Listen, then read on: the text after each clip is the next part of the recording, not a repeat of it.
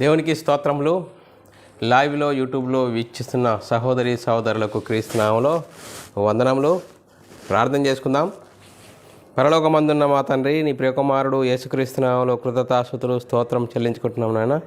ఇంతవరకు సజీవ లెక్కలో ఉంచుకొని నీ కృపలో భద్రపరుస్తూ కాపాడుతూ మమ్మల్ని సజీవులుగా నీ సన్నిధిలోనికి నడిపించిన విధానం బట్టి కృతజ్ఞతాస్తుతులు స్తోత్రం చెల్లించుకుంటున్నాం నాయన. ఈరోజు బైబిల్ తరగతి నేర్చుకుంటుండగా బైబిల్లోని ఆత్మ సంబంధమైన సంగతులతో సరిచూసుకొని మా ఆత్మీయ ప్రయాణంలో వాక్యంకు విలువనిచ్చి వాక్యంకు భయపడి వాక్యానుసారంగా మా ఆత్మీయ జీవితంను సరిదిద్దుకుని నీకు మహిమ తెచ్చేవారంగా, ఘనత తెచ్చేవారంగా ఉండే ధన్యత భాగ్యం మా అందరికీ అనుగ్రహించమని యేసుక్రీస్తు నామములో ప్రార్థన అడిగి వేడుకుంటున్నాం తండ్రి, ఆమెన్. మరి సహోదరి సహోదరులందరూ సంతోషంగా ఆనందంగా ఉన్నారా? మరి ప్రతిరోజు వాక్యాన్ని వింటూ వాక్యాన్ని చదువుతూ అర్థం చేసుకుంటూ ఆత్మీయతలో వర్ధిల్లుచున్నారని నమ్ముచున్నాను. మనమందరము దేవునికి కృతజ్ఞతాస్తుతులు స్తోత్రములు చెల్లించాలి అని ఉంది. మరి సహోదరులమైన మనం ఒకరికొకరు వందనములు చెల్లించుకోవాలని బైబిల్లోని ఆత్మనేమో సూచిస్తుంది. దాన్ని మనం అర్థం చేసుకుంటూ అనుసరిస్తూ ముందుకు సాగుదాము.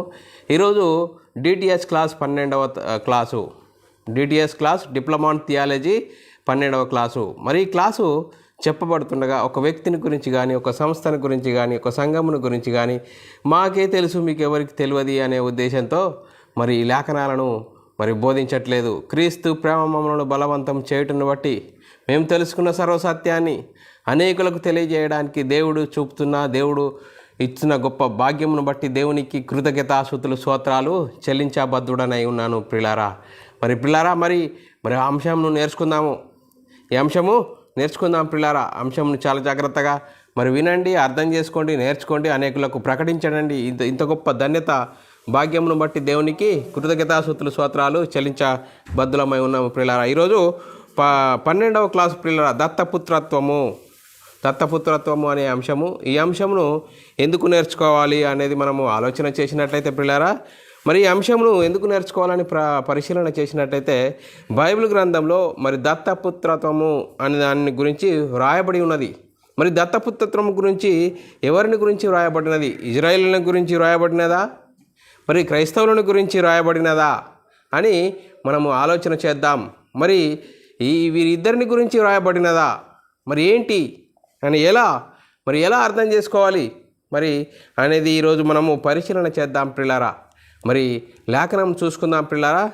రోమీలకు రాసిన పత్రిక 9వ అధ్యాయము 4వ వచనమును మనం చదువుకున్నట్లయితే పిల్లారా, రోమీలకు రాసిన పత్రిక 9వ అధ్యాయం 4వ వచనం చదువుకున్నట్లయితే, వీరు ఇజ్రాయేలీలు దత్తపుత్రత్వమును మహిమయు నిబంధనలు ధర్మశాస్త్ర ప్రధాన అర్చనాచారాదులు వాగ్దానములు వీరివి.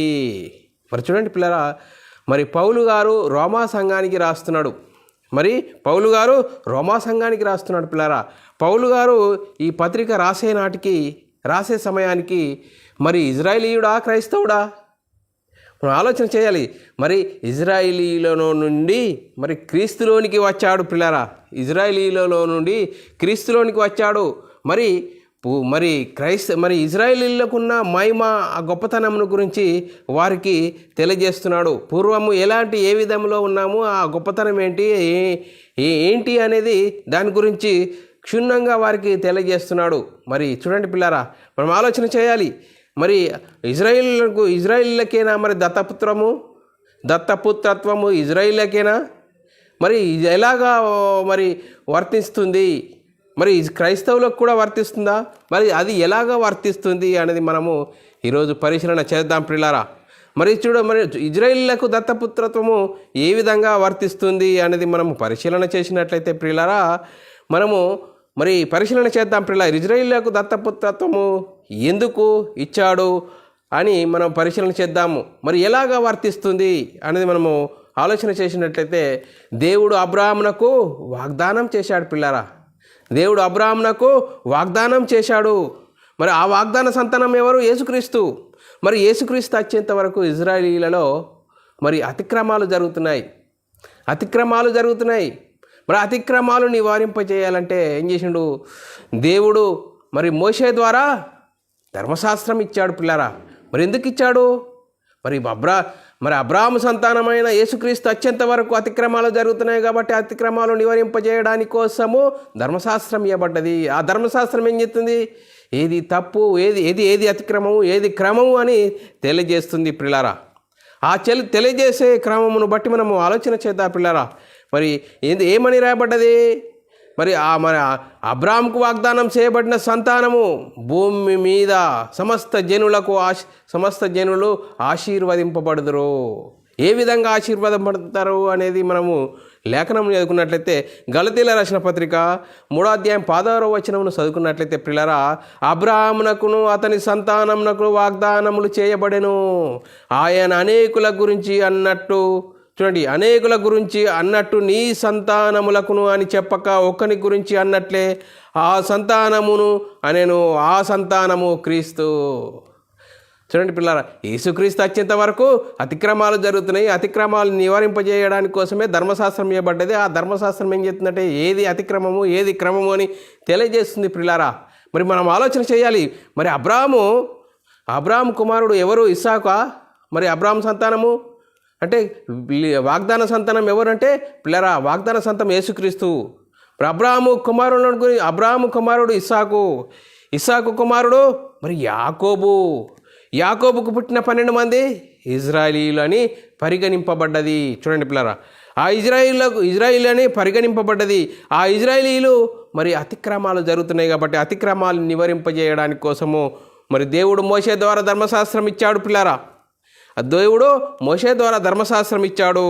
అందుకోసమే చూడండి పిల్లరా, మరి అబ్రాహాము మరి మోషే ద్వారా ధర్మశాస్త్రం ఇవ్వబడడం జరిగింది. అబ్రాహాము సంతానమైన యేసుక్రీస్తు వచ్చేంత వరకు అది మన అతిక్రమాలు నివారింపజేస్తుందని లేఖనాలు చెప్తున్నాయి. గలతీయులకు రాసిన పత్రిక 3వ అధ్యాయం 18వ వచనంలో రాయబడిన మాట మనం చదువుకున్నట్లయితే, ఆ స్వాస్థ్యము ధర్మశాస్త్ర మూలముగా కలిగిన ఎడల ఇక వాగ్దాన మూలముగా కలిగినది కాదు. అయితే దేవుడు అబ్రాహామునకు వాగ్దానం వలనే దానిని అనుగ్రహించెను. చూడండి పిల్లారా, ఇక్కడ చాలా చక్కగా రాయబడ్డది. మరి వాగ్దానం చూడండి, అబ్రాహామునకు వాగ్దానం వాళ్ళనే దానిని అనుగ్రహించాడు. మరి వాగ్దానం ఇవ్వబడ్డది. ఆ వాగ్దానమును మరి వాగ్దాన సంతానం వచ్చేంత వరకు మరి ధర్మశాస్త్రం ఇవ్వబడ్డది అని రాయబడ్డది. అలాగైతే ధర్మశాస్త్రం ఎందుకు? చూడండి పిల్లరా, ఇంకా మరి ధర్మశాస్త్రం ఎందుకు? వాగ్దానం ఇవ్వబడ్డది. ఆ వాగ్దానంకు ఇజ్రాయిలీలు వారసులైతే ధర్మశాస్త్రం ఎందుకు ఇవ్వబడ్డది అని పౌలు గారు ఆ రోజే మరి ప్రశ్న వేశాడు పిల్లరా. మరి 3వ అధ్యాయము గలతీయులకు రాసిన 3వ అధ్యాయం 19వ వచనంలో రాయబడ్డది. అలాగైతే ధర్మశాస్త్రం ఎందుకు క్వశ్చన్ వేసిండు. ఎవనికి ఆ వాగ్దానములు చేయబడినో ఆ సంతానం వచ్చే వరకు, చూడు, సంతానం వచ్చే వరకు అది అతిక్రమములను బట్టి దాని తర్వాత ఇయ్యబడెను. దేని తర్వాత? వాగ్దానం తర్వాత ఇయ్యబడెను. అది మధ్యవర్తి చేత, చూడు, దేవదూతల ద్వారా ఇవ్వబడెను, మోషే ద్వారా ఇవ్వబడినదని లేఖనం చాలా చక్కగా చెప్తున్నది. చూడండి పిల్లారా, ఇంకా మనం ఆలోచన చేసినట్లయితే మరి దత్తపుత్రత్వం ఎవరికి వాగ్దానం చేయబడ్డదే? ఇజ్రాయిలీలకు వాగ్దానం చేయబడ్డది అని లేఖనాలు చెప్తున్నాయి. రోమీయులకు రాసిన పత్రిక 3వ అధ్యాయం 9వ వచనం మరొకసారి చదువుతున్నాం. వీరు ఎవరు? మరి దేవుని ప్రజలైన వీరు ఇజ్రాయిలీలు. వీరికున్న స్టేటస్ ఏంది? వీరికి ఉన్న మరి గొప్పతనం ఏంది? దత్తపుత్రత్వము, మహిమయు, నిబంధనలు, ధర్మశాస్త్రమును, అర్చనాచారాదులను, వాగ్దానములు వీరివి. చూడండి పిల్లరా, వీరివాట. మరి వీరివైతే మరి దత్తపుత్రత్వము ఎప్పుడు పొందుకుంటారు అనేది మనం ఆలోచన చేసినట్లయితే పిల్లరా, దత్తపుత్రము ఎప్పుడు పొందుకుంటారు? మనము దత్తపుత్రులము కావాలని ధర్మశాస్త్రమునకు లోబడి ఉన్న వారిని విమోచించుటకు ధర్మశాస్త్రమునకు లోబడిన వాడాయను యేసుక్రీస్తు. ధర్మశాస్త్రం అమల్లో ఉన్న కాలంలో యేసుక్రీస్తు ఈ లోకానికి వచ్చాడు. మరి ధర్మశాస్త్రముకు లోబడిన వారికి, ధర్మశాస్త్రము లేని వారిని మరి ఏకం చేయడానికి యేసుక్రీస్తు ఈ లోకానికి వచ్చి ధర్మశాస్త్రమునకు లోబడిన వాడాయను. ఎప్పుడు లోబడిన వాడాయను అనేది లేఖనాలు చూసినట్టయితే గలతీయులకు రాసిన పత్రిక 4వ అధ్యాయం 1 నుంచి చదువుకుంటే ఇక్కడ చాలా క్షుణ్ణంగా మనకు అర్థమవుతుంది పిల్లరా.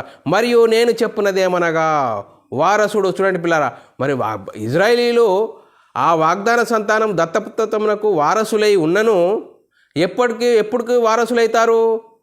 మరి ధర్మశాస్త్రముకు లోబడి యేసుక్రీస్తు జీవించాడు. ఆ ధర్మశాస్త్రం లోబడిన వారిని విడిపించాలంటే యేసుక్రీస్తు ధర్మశాస్త్రముకు లోబడి ధర్మశాస్త్రాన్ని కొట్టివేసేంత వరకు మరి వారు మరి వారసులు కారని లేఖనాలు చెప్తున్నాయి చూడండి పిల్ల. మరియు నేను చెప్పినదేమనగా వారసుడు అన్నిటికీ కర్త అయి ఉన్నను. చూడండి పిల్లరా, బాలుడై ఉన్నంత కాలము అతనికి దాసునికి ఏ తేడా లేదు. చూడండి పిల్లరా, ఎప్పటికీ మరి ఇజ్రాయేలీలకు దత్తపుత్రత్వం ఎప్పుడు వర్తిస్తుంది అంటే, మరి వారు బాలులుగా ఉన్నారంటే ధర్మశాస్త్రముకు లోబడిన వారుగా ఉన్నారు. ఆ ధర్మశాస్త్రము నువ్వు కొట్టివేస్తేనే తప్ప దానికి దత్తపుత్రత్వమునకు వారసులు కానేరు అని చెప్తున్నది. మరి దాసుడికి బాలుడై ఉన్నంత కాలము అతనికి దాసునికి ఏ భేదము లేదు. తండ్రి చేత నిర్ణయింపబడిన దినం వచ్చే వరకు అతడు సంరక్షకుల యొక్కయు గృహ నిర్వాహకుల యొక్కయు ఆధీనములో ఉండును. మరి యేసుక్రీస్తు మరి ఎవరు?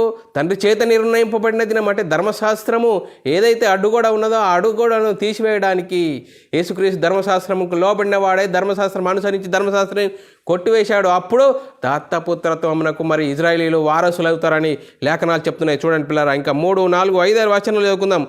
అటువలనే మనము బాలురమై ఉన్నప్పుడు, చూడండి పిల్లరా, మరి గలతీ సంఘంతో పౌలు గారు చెప్తున్నాడు 1వ శతాబ్దంలో మనము బాలురమై ఉన్నప్పుడు అంటే ధర్మశాస్త్రంకు లోబడిన టైం అప్పుడు. అటువల్లే మనం బాలురమై ఉన్నప్పుడు లోక సంబంధమైన మూల పాఠములకు లోబడి దాసులమై ఉంటిమి అంటే ధర్మశాస్త్రమునకు లోబడి ఉంటిమి అంటున్నాడు. అయితే కాలము పరిపూర్ణమైనప్పుడు, ఏ కాలము? దేవుడు అబ్రాహామునకు మరి అబ్రాహాం సంతానం కోసము ఆ అబ్రాహాం సంతానమైన కాలము పరిపూర్ణమైనప్పుడు దేవుడు తన కుమారుని పంపెను. ఆయన స్త్రీ యందు పుట్టి.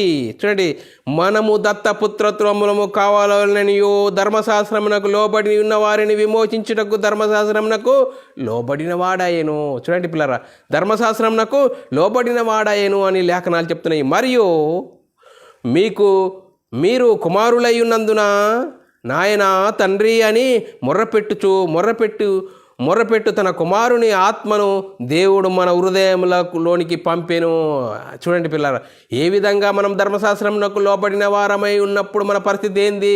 ఇప్పుడు మనం క్రీస్తు యందు విశ్వాసం ఉంచి క్రీస్తులోనికి బాప్తీసం పొందిన మనము క్రీస్తు మహిమను ధరించుకున్న మనము ఏ విధంగా ఇప్పుడు మొరపెడుతున్నామో, మరియు మీరు కుమారులై ఉన్నందున నాయన తండ్రి అని మొర్రపెట్టు తన కుమారుని ఆత్మ దేవుడు మన హృదయంలోనికి పంపెను.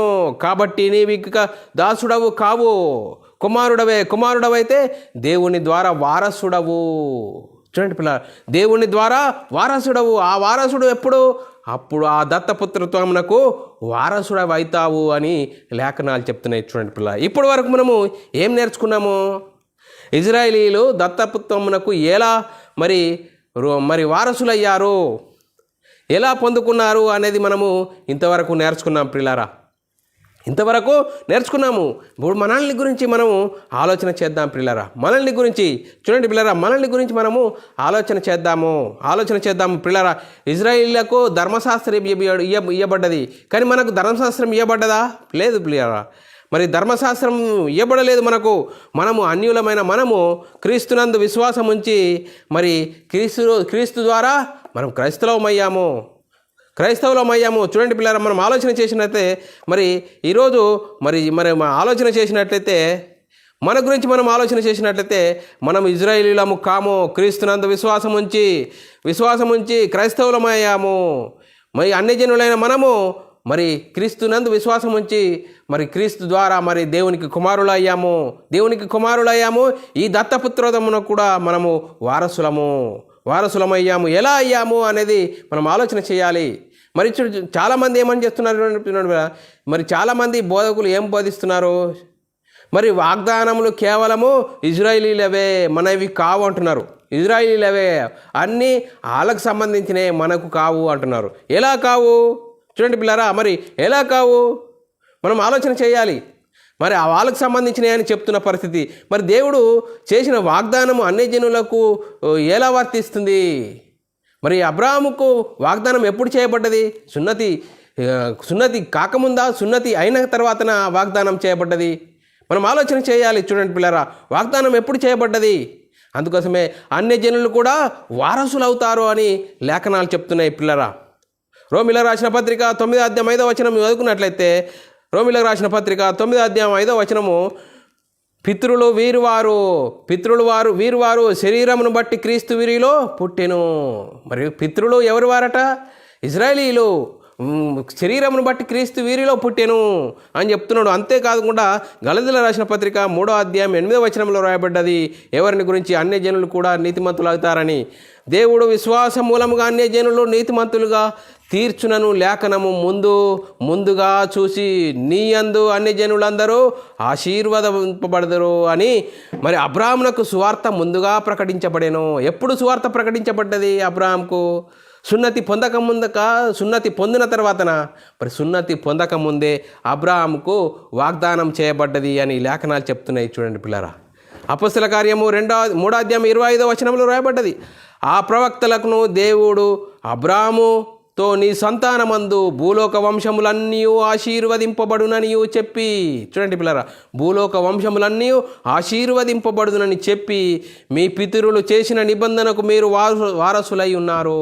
చూడండి పిల్లరా, పితరులు చేసిన నిబంధనకు వారసులమై ఉన్నాము. చూడండి పిల్లరా, మరి క్రైస్తవులమైన మనం కూడా దత్తపుత్రమునకు వారసులమై ఉన్నాము అని చెప్తున్నారు. ఆదికాండంలో కూడా రాయబడ్డది దీని గురించి. మరి ఏమని? 12వ అధ్యాయం 3వ వచనము, నిన్ను ఆశీర్వదించు వారిని ఆశీర్వదించెదను, నిన్ను దూషించు వారిని శపించెదను, భూమి యొక్క సమస్త వంశములు నీ యందు ఆశీర్వదింపబడును అని అబ్రాహాముతో అనగా. చూడండి పిల్లరా, అబ్రాహాంకి ఎప్పుడు ఆశీర్వాదం ఇవ్వబడ్డది?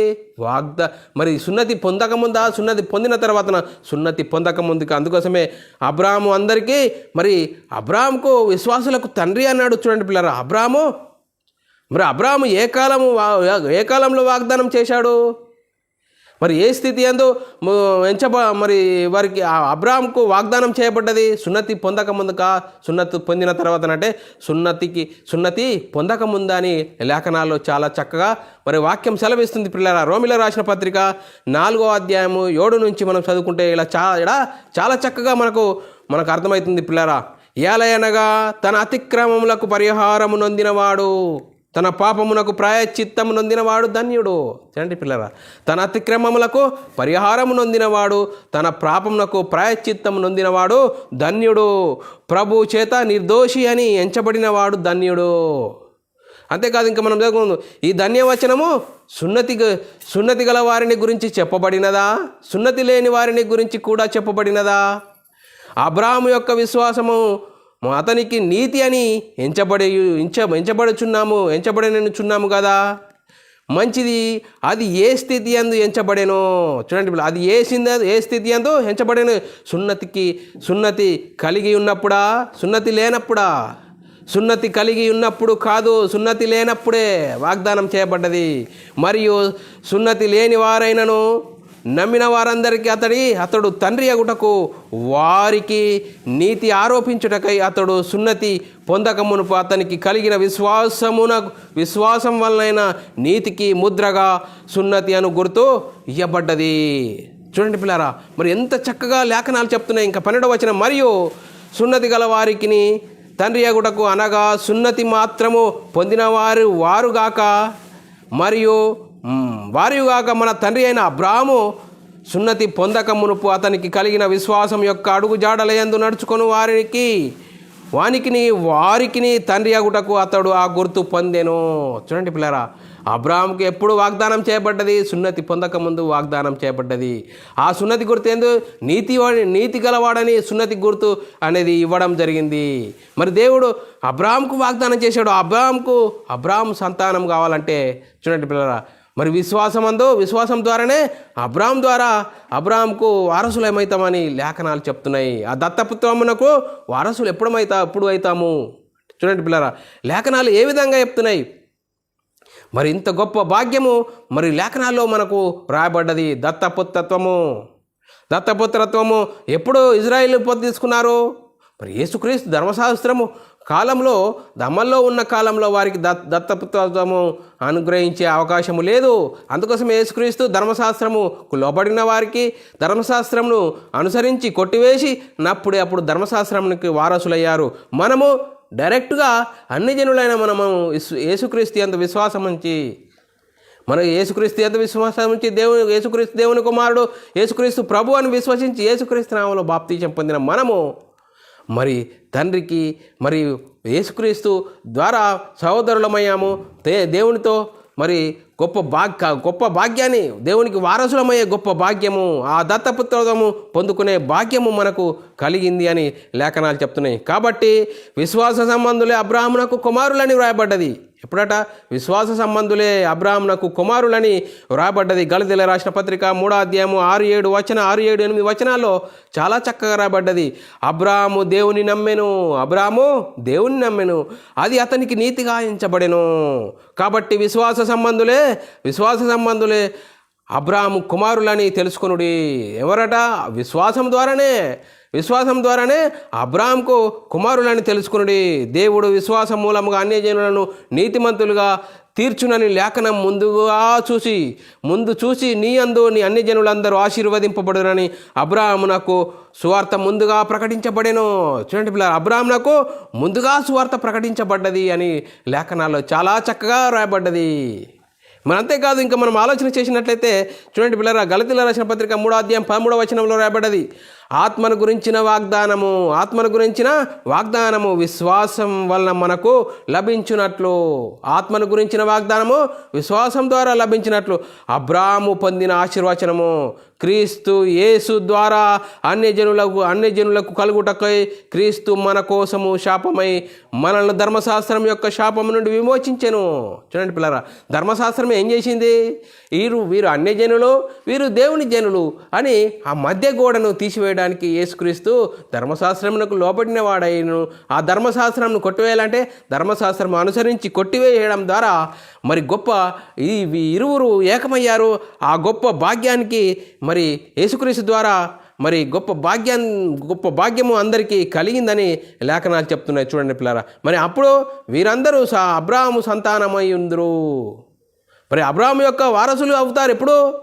మరి అబ్రాహాము సంతానమైన యేసుక్రీస్తు ఈ లోకానికి వచ్చి మరి అన్ని జనులైన వారికి, దేవుని జనాంగమైన వారికి మధ్య గొడవ ఉన్న ధర్మశాస్త్రం అనుసరించి కొట్టివేశాడు. కాబట్టి మరి గొప్ప భాగ్యం మనకు లభించిందని లేఖనాలు చెప్తున్నాయి. పిల్లరా, వీరు క్రీస్తు సంబంధులైతే ఆ పక్షమందు అబ్రాహాము యొక్క సంతానమై ఉండి వాగ్దానం ప్రకారంగా వారసులై ఉన్నారు.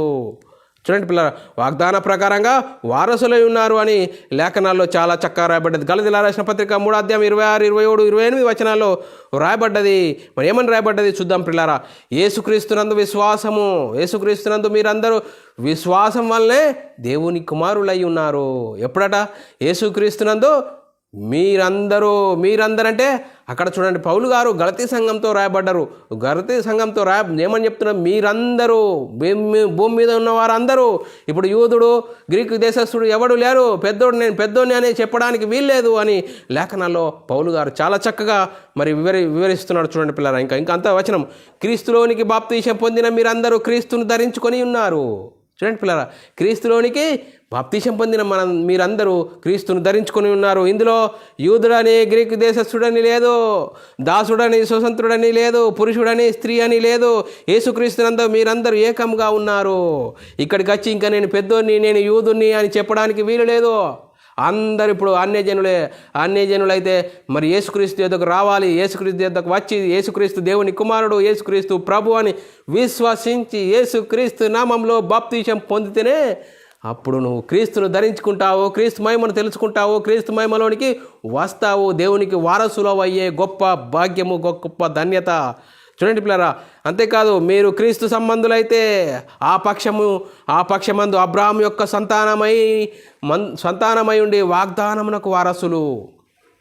అబ్రాహామునకు ఏదైతే వాగ్దానం చేయబడ్డదో ఆ వాగ్దానానికి వారసులు కావాలంటే మరి క్రీస్తు యొద్దకు రావాలి అని లేఖనాలు చాలా చక్కగా చెప్తున్నాయి. యేసుక్రీస్తు నామంలో బాప్తీసం తీసుకోవాలని లేఖనాలు చక్కగా చెప్తున్నాయి. ఈ లేఖనాలను విస్మరిస్తే, నువ్వు ఎన్ని సంవత్సరాలు లేఖనాల దగ్గర విస్మరిస్తే మరి చాలా భయంకరమైన పరిస్థితి. ఆ భయంకరమైన పరిస్థితి నువ్వు తప్పించుకోవాలంటే యేసుక్రీస్తు దేవుని కుమారుడు, యేసుక్రీస్తు ప్రభువు అని విశ్వసించి యేసుక్రీస్తు నామంలో బాప్తీసం తీసుకోవాలి. అప్పుడే అబ్రాహాము సంతానం యొక్క వారసులు అవుతావని లేఖనాలు చెప్తున్నాయి. చూడండి పిల్లరా, ఇంకంతేకాదు, మరి అబ్రాహాము సంతానం ఎప్పుడైతావంటే యేసుక్రీస్తు యొద్దకు రావాలి. నేను ఇంకా యూదుని, నేను గ్రీకు దేశస్తుని, నేను పెద్దోని అని చెప్పడానికి వీలు లేదు అని లేఖనాలు చాలా చక్కగా చెప్తున్నాయి. ఆ లేఖనాలను అర్థం చేసుకోవాలి, లేఖనాలను విస్మరించకూడదు. చూడండి పిల్లరా, ఇంకా మరి చూడండి పిల్లరా, మరి దత్తపుత్రత్వం కావాలంటే మరి అన్ని జనులు, ఆ రోజు అన్ని జనులు దేవుని జనులు అనే ఒక అడ్డు కూడా ఉన్నది. ఆ అడ్డు కూడా మరి తీసివేయడానికి యేసుక్రీస్తు వచ్చాడని చెప్తున్నాయి. మునుపు దూరస్తులై ఉన్న మీరు ఇప్పుడు మరి క్రీస్తునందు సమీపస్తులై ఉన్నారు. చూడండి పిల్లరా, మునుపు దూరస్తులు అంటే మునుపు ఒకనాడు దేవుని జనాంగమైన ఇజ్రాయేలీలు, దేవుడు లేనని అన్ని జనులు, వీరిద్దరికీ వేరు చేసింది ఏంది? ఆ ధర్మశాస్త్రము. ఆ ధర్మశాస్త్రాన్ని యేసుక్రీస్తు దాన్ని అనుసరించి కొట్టివేశాడు పిల్లరా. ఆ కొట్టివేశాడు కాబట్టి అందరూ ఇప్పుడు నేను యూదుని, గ్రీకు దేశుడని చెప్పడానికి వీలు లేదు. అందరూ అన్యజనులు అయిపోయారు. మరి యేసుక్రీస్తు దేవుని కుమారుడు, యేసుక్రీస్తు ప్రభు అని విశ్వసించి యేసుక్రీస్తు నామంలో బాప్తీసం పొందే అబ్రాహాము యొక్క మరి సంతానానికి వారసులమవుతామని లేఖనాలు చెప్తున్నాయి.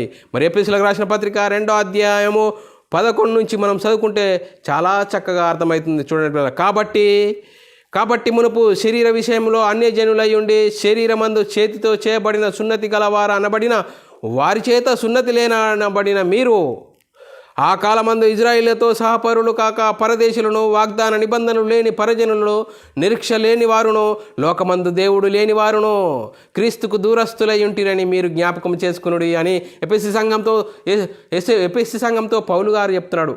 మరి వారి చరిత్ర చెప్తున్నాడు. ఒకప్పుడు పరిస్థితి ఏంది, ఇప్పుడు పరిస్థితి ఏంది అని చెప్తున్నాడు. అందుకోసం ఆయనను మునుపు దూరస్తులైన మీరు ఇప్పుడు క్రీస్తు యేసునందు క్రీస్తు రక్తం వలన సమీపస్తులై ఉన్నారు. మరి 14:15 పాదాలు చదువుకుంటూ పోతే, ఆయన మన సమాధానమై ఉండి మీకును మాకును ఉండిన ద్వేషమును అనగా అంటూ చూడండి. ఆ ద్వేషం ఏంది అనగా విధి రూపకమైన ఆజ్ఞల గల ధర్మశాస్త్రమును తన శరీరమందు కొట్టివేయుట చేత మధ్య గోడను పడగొట్టి మన ఉభయులను ఏకం చేసెను. ఇట్లు సంధి చేసి ఈ ఇద్దరిని తన యందు ఒక నూతన పురుషునిగా సృష్టించి, చూడండి పిల్లలను, సృష్టించి తన శిలువ వలన ఆ ద్వేషమును సంహరించి దాని ద్వారా వీరిద్దరిని ఏక శరీరముగా చేసి దేవునితో సమాధానపరచవలని ఇలాగు చేసెను. గనుక ఆయనయే మనకు సమాధానకారకుడై ఉన్నాడు. 17 మరియు ఆయన వచ్చి దూరస్తులైన మీకును సమీపస్తులైన వారికి సమాధాన సువార్త ప్రకటించెను.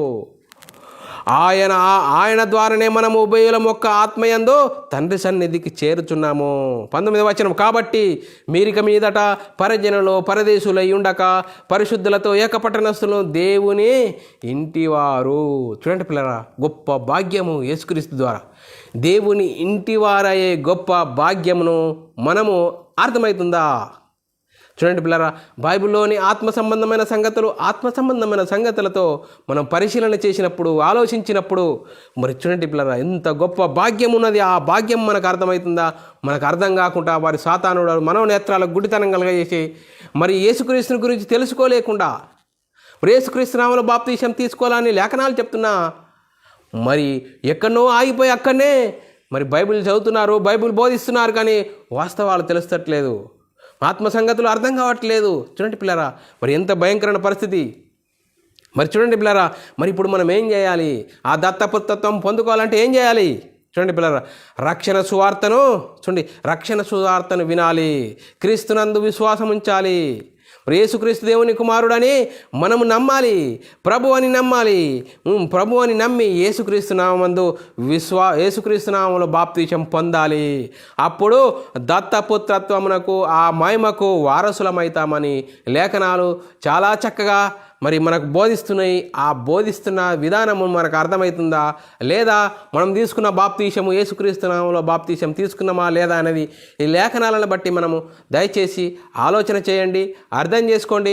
వాక్యంను బట్టి మన ఆత్మ సంబంధమైన సంగతులతో సరిచూసుకున్నప్పుడే వాక్యం చాలా చక్కగా అర్థమవుతుందని లేఖనాలు చెప్తున్నాయి పిల్లరా. ఇంకంతేకాదు, మనం ఆలోచన చేయాలి, మరి సత్యసువార్తను ఏ విధంగా వినాలి? ఎఫెసీయులకు రాసిన పత్రిక 1వ అధ్యాయము 13-14 వచనాల్లో మీరు చూడండి పిల్లలు, చదువుదాం. మీరును సత్యవాక్యమును అనగా మీ రక్షణ సువార్తను విని క్రీస్తునందు విశ్వాసం ఉంచి వాగ్దానం చేయబడిన ఆత్మచేత ముద్రింపబడితిరి. వాగ్దానం చేయబడిన ఆత్మచేత ముద్రింపబడితిరి. దేవుని మహిమకు కీర్తి కలుగుటకు ఆయన సంపాదించుకొనిన ప్రజలకు విమోచన కలుగు నిమిత్తము ఈ ఆత్మ మనకు స్వాస్థ్యం అనుగ్రహించుకు సంచకరువుగా ఉన్నాడు అని లేఖనాలు చెప్తున్నాయి.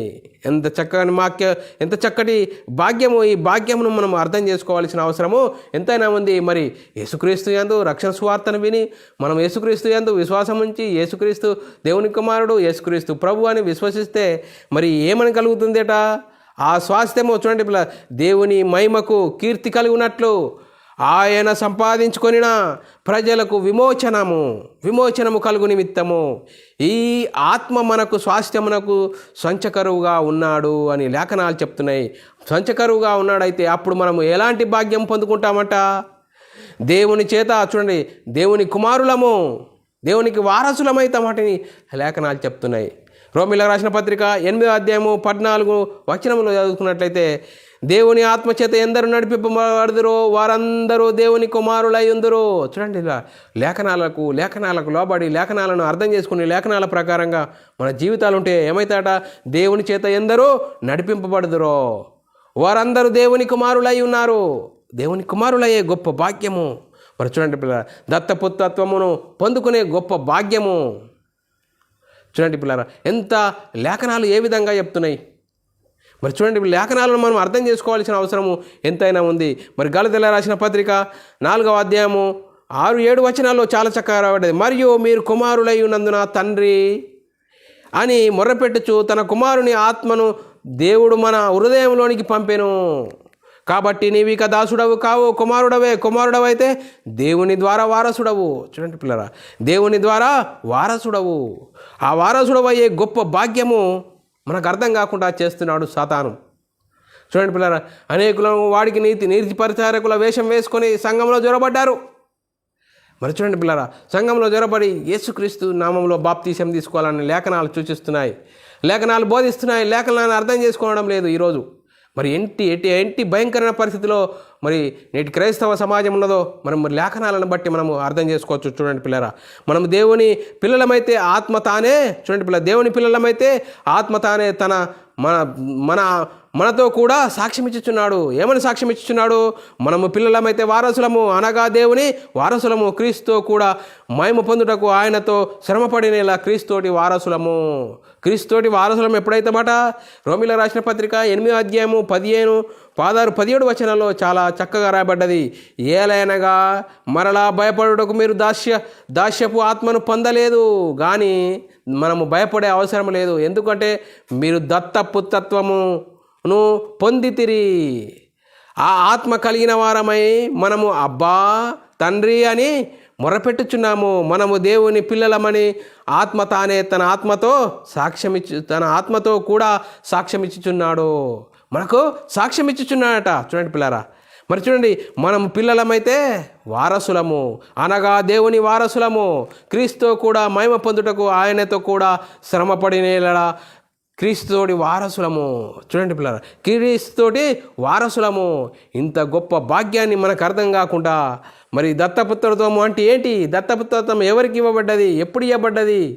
దత్తపుత్రత్వము అంటే చూడండి పిల్లరా, దత్తత తీసుకోవడము అంటే చూడండి, ఎవరైనా మరి కుమారులు లేని వారు మరి కుమారుని దత్తత తీసుకుంటారు.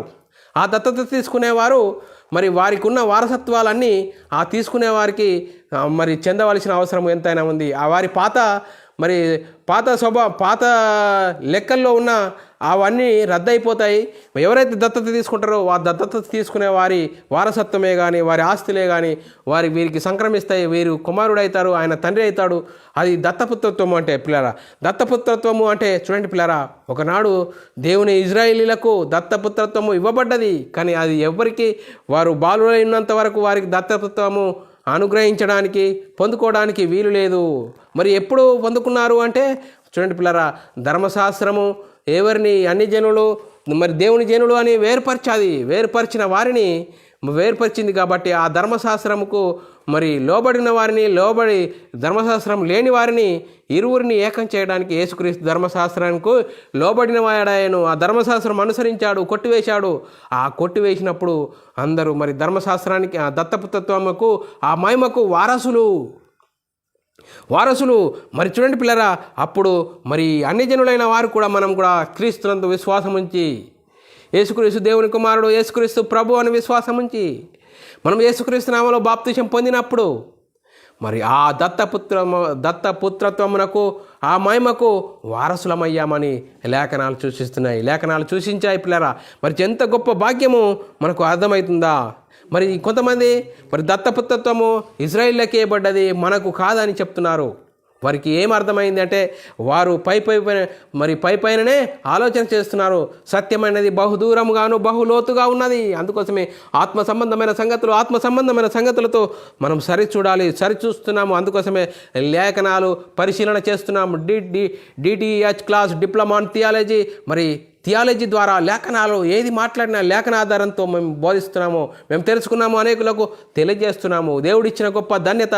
మరి ఈ ధన్యతను అందరూ అర్థం చేసుకోండి, తెలుసుకోండి, అర్థం చేసుకోండి, అనుసరించండి, ప్రకటించండి. చూడండి పిల్లరా, మరి లేఖనాలు చదువుకుందాం పిల్లరా. రోమిలో రాసిన పత్రిక 9:4 వీరు ఇజ్రాయేలీలు దత్తపుత్రత్వమును మహిమయు నిబంధనలు ధర్మశాస్త్ర ప్రధాన అర్చనాచారాదులు వాగ్దానములు వీరివని ఎప్పుడు మరి పౌలు గారు ఎప్పుడు చెప్తున్నాడు? ఇజ్రాయేలీలుగా ఉన్నప్పుడుగా చెప్తున్నాడా? మరి ఇజ్రాయిల్లో నుండి క్రైస్తవుడుగా మారిన తర్వాత చెప్తున్నాడా? అంటే మరి ఇజ్రాయిల్లో నుండి క్రీస్తును అంగీకరించిన తర్వాత ఈ మొదటి శతాబ్దంలో చెప్తున్నాడు. వారికి మీకు ఇంతకుముందు ఉన్న గొప్పతనం ఏంటి? ఆ గొప్పతనం ఎప్పుడో మీకు సంక్రమించింది అంటే యేసుక్రీస్తు వచ్చాడు. యేసుక్రీస్తు ధర్మశాస్త్రంలో కొలంలో వచ్చి ఆ ధర్మశాస్త్రమును అనుసరించి కొట్టివేయడం ద్వారా మరి దత్తపుత్రత్వము ఆ మహిమ ఆ పొందుకునే గొప్ప భాగ్యం మీకు కలిగింది. మరి అన్ని జనులైన మనము క్రీస్తునందు విశ్వాసం ఉంచి యేసుక్రీస్తు దేవుని కుమారుడు, యేసుక్రీస్తు ప్రభు అని విశ్వసించి యేసుక్రీస్తు నామములో బాప్తిసం పొందిన మనము మరి డైరెక్ట్గా మరి దత్తపుత్రత్వమును పొందుకునే గొప్ప భాగ్యం యేసుక్రీస్తు ద్వారా కలిగింది. ఇప్పుడు ఇక్కడ నేను యూదుని, నేను గ్రీకు దేశస్థుని, నేను పెద్దవాడిని నేను చెప్పుకోవడానికి వీలు లేదు. అందరూ యేసుక్రీస్తు యొద్దకు రావాలి. యేసుక్రీస్తు యొద్దకు వచ్చి యేసుక్రీస్తు దేవుని కుమారుడు, యేసుక్రీస్తు ప్రభు అని విశ్వసించి యేసుక్రీస్తు నామంలో బాప్తిసం పొందితే అప్పుడు క్రీస్తు మహిమను ధరించుకుంటావు, సంఘమును చేర్చబడతావు. నువ్వెవరు? నీకున్న ఆధిపత్యము గొప్ప భాగ్యము ఏంటి? ఆ దత్తపుత్రత్వము ఆ మహిమ అని మీకు అర్థమవుతుంది పిల్లారా. మరి లేఖనాలను బట్టి పిల్లారా ఈ లేఖనాలకు లోబడండి. లేఖనాలకు లోబడి యేసుక్రీస్తు నామములో బాప్తిసం తీసుకోండి. అప్పుడు దత్తపుత్రత్వము మహిమ మనకు మరి వర్తిస్తుంది. మరి చూడండి పిల్లారా, ఎంత గొప్ప భాగ్యము. మరి ఈ భాగ్యాన్ని అర్థం చేసుకోలేక మరి మనుషులు పైననే లేఖనాలు చదువుతున్నారు. మరి సత్యమైనది బహులోతుగాను బహుదూరముగా ఉన్నదట. అందుకోసమే లేఖనాల పరిశీలనలో ఈ పరిశీలన ప్రకారంగా మనము లేఖనాలను మరి పరిశీలన చేస్తూ ఆత్మ సంబంధమైన సంగతులతో సరిచూసుకున్నప్పుడు మన ఆత్మీయ ప్రయాణం ఎక్కడ ఆగిపోయింది, ఎక్కడి నుంచి పునరుద్ధరణ చేయాలి? లేఖనాలను బట్టి యేసుక్రీస్తు నామములో బాప్తిసం పొందితే అప్పుడు ఆత్మ సంబంధమైన సంగతులు అర్థమవుతాయి. అలా అర్థం చేసుకొని మన ఆత్మీయ ప్రయాణంను దేవునికి మహిమ తెచ్చేవారంగాను, దేవునికి ఘనత తెచ్చేవారంగా ఉంటూ ముందుకు సాగుదాం. మరి ఇంతవరకు చెప్పబడిన వాక్యం ప్రతి ఒక్కరి హృదయంలో నీరు గట్టి ఫలింపచేయునుగాక. ఆమెన్. ప్రార్థన చేసుకుందాం పిల్లారా. పరలోకమందున్న మా తండ్రి, నీ ప్రియకుమారుడు యేసుక్రీస్తు నామములో కృతజ్ఞతాస్తుతులు స్తోత్రం చెల్లించుకుంటున్నాం నాయన. ఇంతవరకు సజీవ లెక్కలో ఉంచుకొని నీ కృపలో కాపాడుతూ భద్రపరుస్తున్న విధానం బట్టి స్తోత్రాలు. మరి దత్తపుత్రత్వం గురించి మరి కొంతవరకు నేర్చుకున్నాం నాయన. మరి నిశ్చితమైతే మళ్ళా వచ్చే వారము 2వ పార్ట్ కూడా నేర్చుకోవటం కృపను అనుగ్రహించము. ఇంత గొప్ప ధన్యత అనుగ్రహించిన స్తోత్రాలు. నేర్చుకున్నది విడిచిపెట్టకుండా విన్న పాటల ప్రకారం ఆత్మీయ జీవితంలో సరిదిద్దుకొని నీకు మహిమ తెచ్చేవారంగా, ఘనత తెచ్చేవారంగా ఉండే ధన్యత భాగ్యం మాకు అనుగ్రహించినందుకు కృతజ్ఞతాస్తుతులు స్తోత్రం చెల్లించుకుంటూ యేసుక్రీస్తు నామములో ప్రార్థన అడిగి వేడుకుంటున్నాం తండ్రి. ఆమెన్. మరి ప్రియులారా, ఇలాంటి అంశాలు మీరు నేర్చుకోవాలనుకుంటున్నారా? మరి యూట్యూబ్ ఛానల్లో బైబుల్ విజ్డమ్ అకాడమీ బేరనని సబ్స్క్రైబ్ చేసుకోండి. మీరు వినండి, అనేకులకు షేర్ చేయండి. మీ వ్యక్తిగత ప్రార్థనలో మా పరిచర్య నిమిత్తం ప్రార్థనలో జ్ఞాపకం చేసుకోవలసిందిగా క్రీస్తు ప్రేమను బట్టి బతిమాలుకొంచున్నాను. అందరికీ వందనములు, దేవునికి స్తోత్రములు.